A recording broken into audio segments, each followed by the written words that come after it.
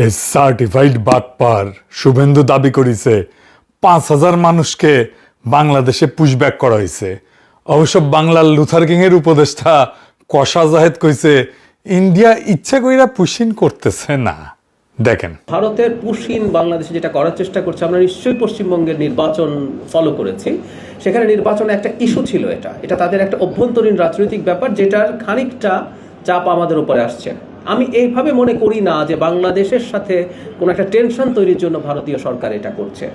সেই জন্য আমি মনে করি যে সংকটটা প্রাইমারিলি দেখা যাচ্ছে, এটার একটা সমাধান দ্রুত হবে। এটা কোনোভাবেই তাদের কোনো ইন্টেনশনালি বাংলাদেশের সাথে সম্পর্ক বা বাংলাদেশকে চাপে রাখতে চাইছেন, এরকম আমি মনে করি। মহারাজ কৃষ্ণচন্দ্রের দরবারে ছিল গোপাল ভাঁড়, আকবরের দরবারে ছিল বীরবল, তেমনি বাংলার লুথার কিং এর দরবারে আছে কশা জাহেদ। ওরে আর কি বলবো জানি না। আমরা মনে করতাম শিলং সালাউদ্দিন, ইকবাল মাহমুদ টুকু, আমির খসরু, মির্জা ফখরুল, মেজর হাফিজ এরাই বিএনপির মধ্যে ইন্ডিয়ান মাল। এখন দেখি কশা জাহেদ সবার বাপ হয়েছে। অন্যরা তো দেখতেছি দুগ্ধবর্ষী শিশু। তেল হয়েছে কেমন দেখিছেন? আগে তো কুইতা কুইতা কথা কইতো, এখন শরীরের তেল জমিছে, কলকাতা হারবাল খাইছে। বুঝিছাও, আমাদের ট্যাক্সের পয়সায় ইন্ডিয়ার জন্য জাস্টিফিকেশন তৈরি করতেছে। আবার কয় ইউনুসের টাইমে যে সম্পর্ক আছিল সেই সম্পর্ক থেকে বাইরে হয়ে আসতেছে। আমরা বিভিন্ন পর্যায়ে যখন কথাবার্তা বলেছি, আমার নিজেরও কিছু কথাবার্তা হয়েছে, তারা বাংলাদেশের সাথে 5 আগস্ট পরবর্তী সময়ে ডক্টর ইউনুস সরকারের সাথে যে ধরনের পরিস্থিতি ছিল সেটা থেকে তারা বেরিয়ে আসতে চান। দুই দেশই চায় সে। আমাদের সাথে নাকি ভালো সম্পর্ক চায় ইন্ডিয়া। হে খোদা, আমাদের উঠায় না, নয়তো দড়ি ফেলাও, বায়া উঠে যায়। এমন নির্লজ্জ নতজানু একটা সরকার বাংলাদেশ চালাইতেছে, যেন হাসিনার ফ্যাসিবাদের পিছে ইন্ডিয়ার কোনো হাত ছিল না। ইন্ডিয়া খুব ভালো ছেলে, সন্ধ্যাবেলা হাত মুখ দিয়া পড়তে বসে। বিএনপিতে একসময় বিদায় নিবি, এ কশা জাহেদ যেন পলাইতে না পারে খেয়াল রেখেন। প্রত্যেকটা চিহ্নিত ইন্ডিয়ান দালালদের ধরে খাঁচার মধ্যে পড়বেন। সিল লাগান এডিটর সাহেব, কশা জাহেদ আগে, ইন্ডিয়ান দালাল, শিলং সালাউদ্দিন, আমির খসরু, মেজর হাফিজ, ইকবাল মাহমুদ টুকু, মির্জা ফখরুল মারিছেন। মাথায় রেখেন, ভুলে যান না, প্রত্যেকটা ইন্ডিয়ান দালালকে এক এক করে সিল মারবো। যাই হোক, আসেন আজকের আলাপ পুশিন। আমরা এই ঘটনার আগা পাঁচতলা বিবেচনা করে দেখব কেন এটা ঘটিচ্ছে আর বাংলাদেশ কি করে না। দেখেন, কাঁটাতারের ওই পারে একদল মানুষ, মেয়ে আছে, পুরুষ আছে, কোলে বাচ্চা আছে, তারা বাংলায় কথা বলে। তাদের পকেটে ভোটার কার্ড আছে, আধার কার্ড আছে, প্যান কার্ড আছে, তবু তাদের ধৈর্য আয় না। রাতের অন্ধকারে সীমান্তে দাঁড় করে দেওয়া হয়েছে, বলা হয়েছে তোমরা বাংলাদেশি, তোমরা ওই পারে যাও। এখন আমি আপনাদের একটা সহজ প্রশ্ন করি, কেউ যদি সত্যি ভারতের নাগরিক হয়, ভারত তারে বাংলাদেশে ঠেলা দেয় কেন?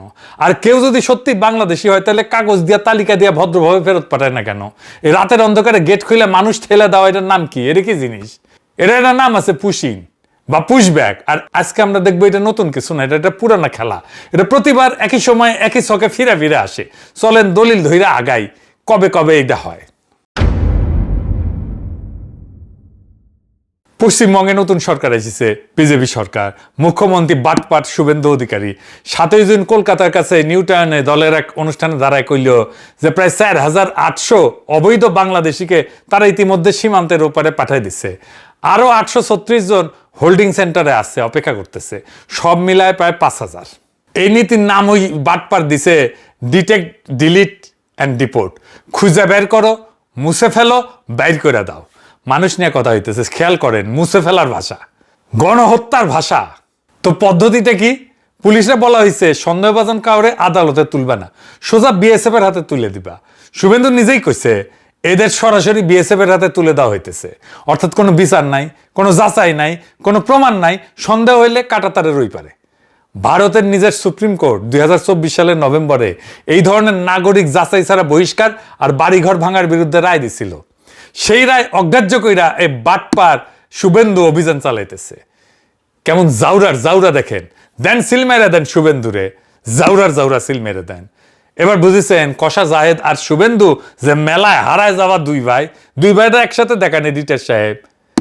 আবার সিল মারেন দুইটার উপরে, মেলায় হারায় যাওয়া দুই ভাই। আর সীমান্তে কি হইতেছে? কোচবিহার, পঞ্চগড়, ঠাকুরগাঁও, একের পর এক জায়গায়, বিভিন্ন জায়গায় বিজিবি এই পুশিন আটকায় দিতেছে। জুনের শুরু থেকে অন্তত 20টা পুশিনের চেষ্টা হয়েছে, কয়েকশো মানুষকে নিয়ে। কোচবিহারে মেখলিগঞ্জে এক রাতে 40 জন জিরো লাইনে আটকা পড়েছিল, দুই দেশের মাঝখানে। এবার দেখি পুশিন জিনিসটা আসলে কি। পুশিন বা আর আইনি ফেরত পাঠানো বা ডিপোর্ট দুইটা সম্পূর্ণ আলাদা জিনিস।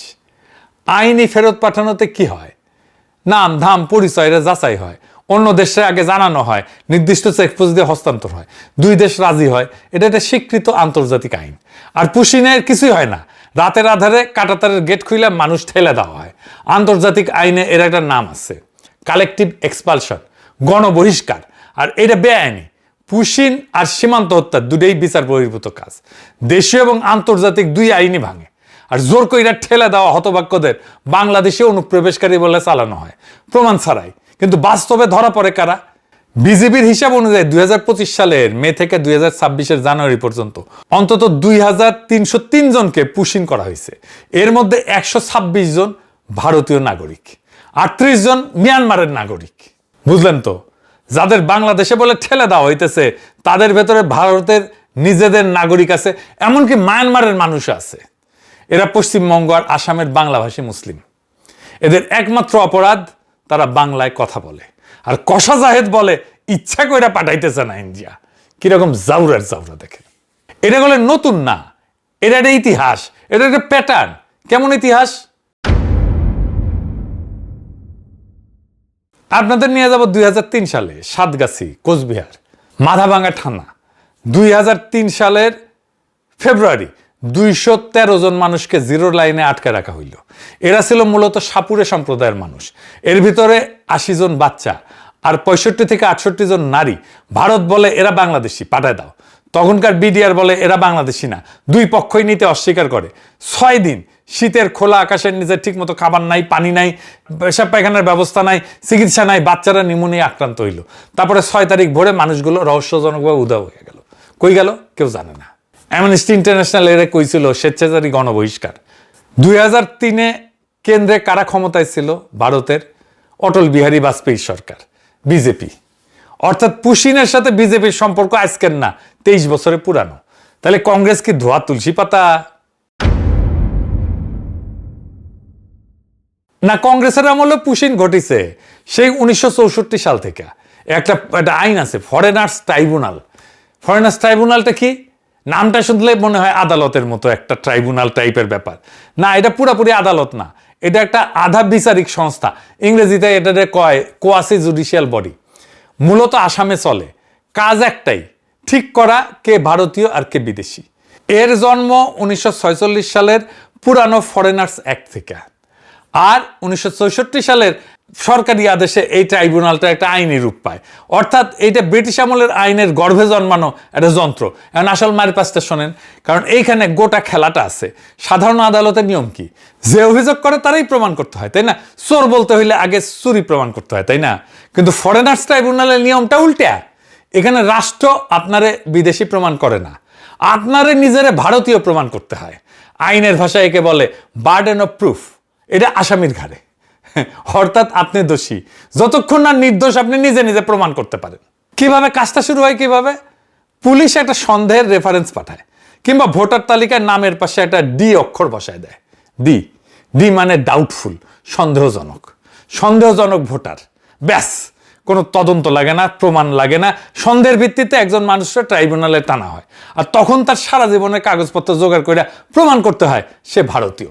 ভাবেন একবার, আপনার বাবার জন্মের কাগজ, দাদার জমির দলিল, গরিব অশিক্ষিত একজন বাঙালি মুসলিম কৃষক বা শ্রমিক এই কাগজ পাবে কই? একটা বানান ভুল থাকলে, একটা তারিখের গরমিল, আর সেটারে মারাত্মক ধরে বিদেশি ঘোষণা করে দিতে পারে গুয়াহাটির আদালত। আর একবার বিদেশি ঘোষণা হইলে আটক, তারপরে কাঁটাতারের ওই পারে পার করে দাও। এই ট্রাইব্যুনালের সদস্যরা আবার স্থায়ী বিচারক না, রাজ্য সরকার চুক্তিতে নিয়োগ দেয়। আর করে কি, এদের উপরে একটা চাপ থাকে। কত বেশি মানুষকে বিদেশি ঘোষণা করতে পারলো তার উপরে এদের পারফরমেন্স মাপা হয়। তাহলে বুঝতে পারতেছেন, এটা নিরপেক্ষ বিচার না, এটা একটা ছাকনি, যেটা বানানোই হয়েছে নির্দিষ্ট একদল মানুষকে সাইকা বাইর করে দিতে। জানুয়ারি 2025 পর্যন্ত এই ট্রাইব্যুনাল প্রায় 1,66,000 মানুষরে অনিয়মিত অভিবাসী ঘোষণা করছে, অভারতীয় ঘোষণা করছে। 1,66,000, এটা গোটা শহরের মানুষের সমান। কাগজ কলমে রাষ্ট্রহীন করে দিছে। ইন্ডিয়া যেটা করতেছে এটা ভয়ঙ্কর কাজ। গরিব মানুষ এত পেপার সার্টিফিকেট এসব কি বুঝে? বাংলাদেশে যদি বাংলাদেশের গরিব হিন্দুদের যাদের ভিটামাটি নাই তাদের কাছে পেপার সার্টিফিকেট চায়, তাদেরকে হ্যারাস করা শুরু করে। আর ভারত থেকে অবৈধভাবে যারা আসতেছে এই ওসিলায় এদেশে গরিব হিন্দুদের ধরে ধরে বর্ডারে নিয়ে যায় যদি ঠেলে দেওয়ার চেষ্টা করে, ব্যাপারটা কি কেমন অমানবিক হবে দেখেন। কোনো সুশীল কষা জাহেদ বিএনপির মুখে এই সমস্ত শুনবেন না, কোনো আন্তর্জাতিক মিডিয়াতে এই সমস্ত কিছু পাবেন না। কোনো মুসলিম দেশ এই কাজ করলে দেখতেন সবাইকে আউকাউ লাগাই দিত। কিন্তু একটা মজার জিনিস কি জানেন, আওয়ামী লীগ ক্ষমতা থাকলে পুশিন হয় না। কেমনে? ইন্ডিয়া 1980-র দশক থেকে হাজার হাজার মানুষকে পুশব্যাক করে আসতেছে। ক্ষমতায় কে? এরশাদ আর জিয়া। 2003-এর বড় হয় পুশিন। ঢাকায় তখন কে ক্ষমতায়? খালেদা জিয়ার সরকার। আর এখন 2026 আওয়ামী লীগের আমলে একটাও পুশব্যাক হয় না। এর সাথে মিলান শান্তি বাহিনী কখন হয়? যখন আওয়ামী লীগ ক্ষমতায় থাকে না। এটা কি নিছক কাকতালীয় ব্যাপার? আওয়ামী লীগ ক্ষমতায় থাকলে দিল্লি পুশিন এড়ায় চলে, কারণ এতে বন্ধু সরকার বিব্রত হয়। আর আওয়ামী লীগ না থাকলে দিল্লির খরচ কমে যায়, তখন ঢাকা শত্রু হইয়া যায়, চাপে রাখা যায়, আবার ভিতরে হিন্দুত্ববাদী বহুত চাঙ্গা করা যায়। এক ঢিলে দুই পাখি। হিউম্যান রাইটস ওয়াচ নিজেই বলছে পশ্চিমবঙ্গ আর আসামের নির্বাচনের আগে রাজনৈতিক ফায়দার জন্য এই অভিযান জোরদার করা হয়েছে। এইবার আসেন দেখি ইন্ডিয়ার যে যুক্তি এটার জাউরামু আর লুথার কিং এর সরকারের বাগাড়ম্বরটা দেখি। পশ্চিমবঙ্গে বিজেপি জিতলো, তার পরের দিন 5ই মে বাংলাদেশের পররাষ্ট্রমন্ত্রী রজার খলিল কইল যে পশ্চিমবঙ্গে ক্ষমতা বদলের পর পুশিন ঘটলে বাংলাদেশ ব্যবস্থা নেবে। কড়া কথা।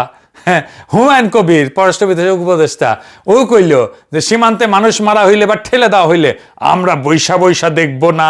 ওরে বাবা রে! হ্যাঁ, তালে বর হ্যাডমের। হ্যাঁ, আর কষা জাহেদ কয় সম্পর্ক মেরামত করবে, প্রতিরোধের কূটনীতিও করবে, আবার সম্পর্কের মেরামতের কূটনীতি করবে। দুইটা একসাথে চলে না। সরকার পুশিন নিয়ে তো বসে আছে, তো পুশিন তো করতেছে নানা জায়গা থেকে। বসে আছিস কেন হারামজাদা? মাদার আছিস কেন?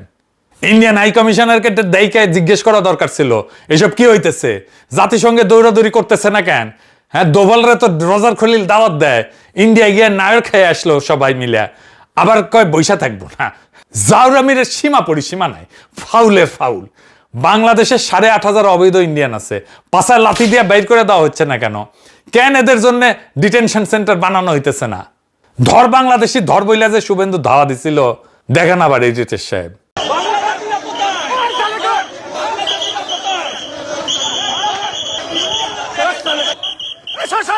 সব বাংলাদেশি মুসলমান, সব বাংলাদেশি মুসলমান, মুসলমান হিন্দু।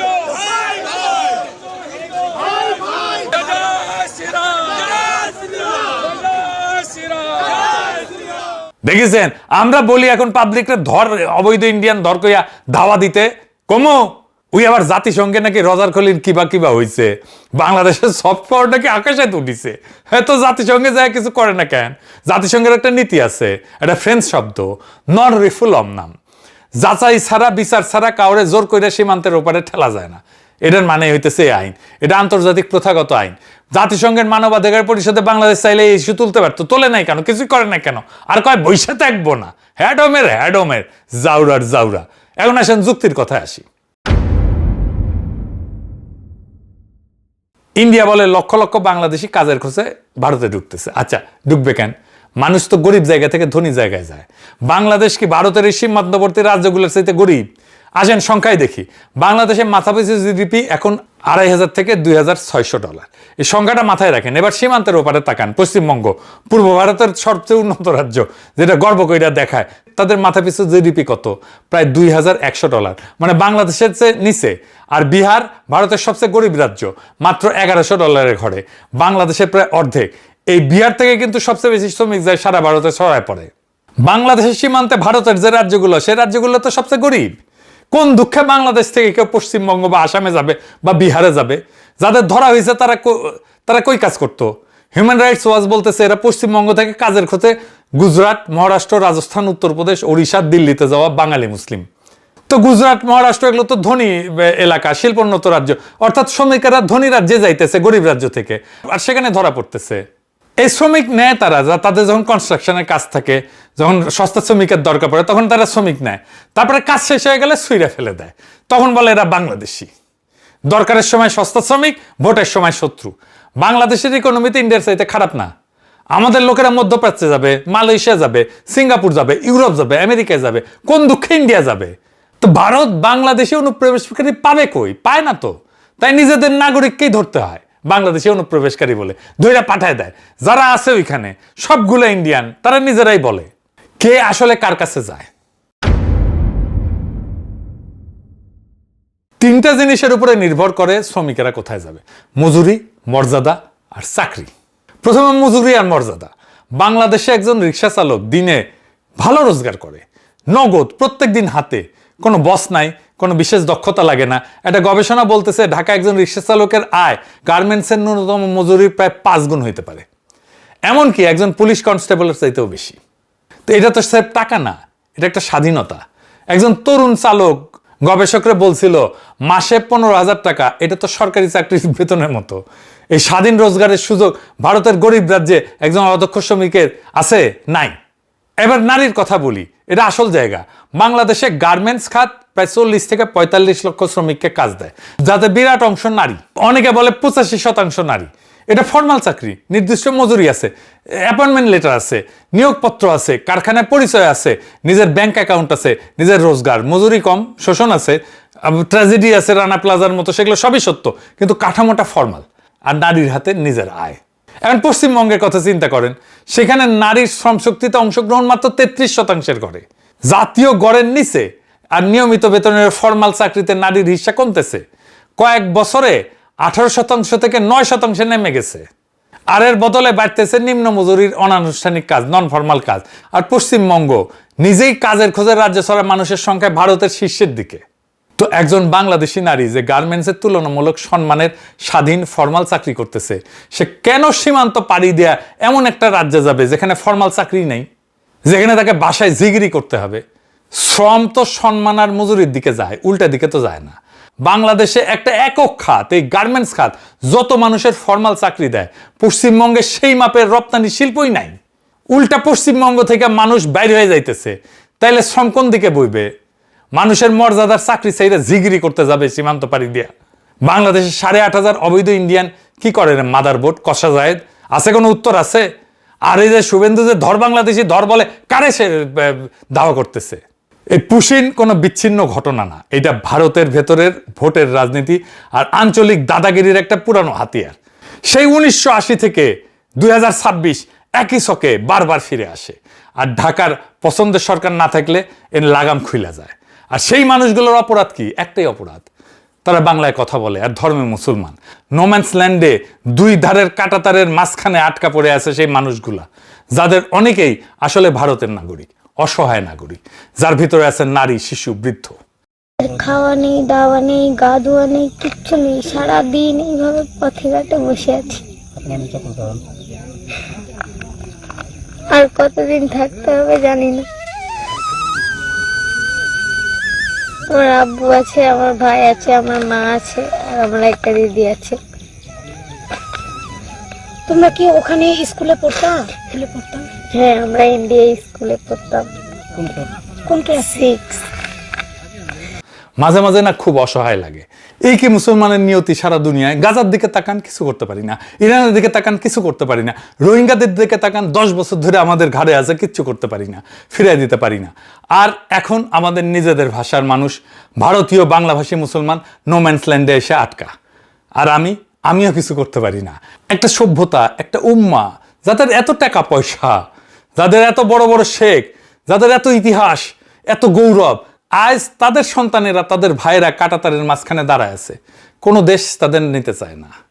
কিন্তু একটা জিনিস আমরা পারি, আমরা মনে রাখতে পারি আর বলতে পারি, আমরা দলিল করে রাখতে পারি, যাতে কেউ একদিন বলতে না পারে আমরা জানতাম না, আমরা দেখি নাই। ওই কোলের বাচ্চাটার মুখ, ওই বুড়া মানুষটার চোখ, অন্তত ওইটুকু মনে রাখি। এইটুকুই আজ আমাদের হাতে। ওই মানুষগুলোর জন্য একটু দোয়া করেন, খোদা তাআলা তাদের হেফাজত করুক। তারা যেন সসম্মানে একদিন তাদের নিজেদের ভিটায় ফিরে যাইতে পারে, সেই কামনা করি। ইনকিলাব জিন্দাবাদ।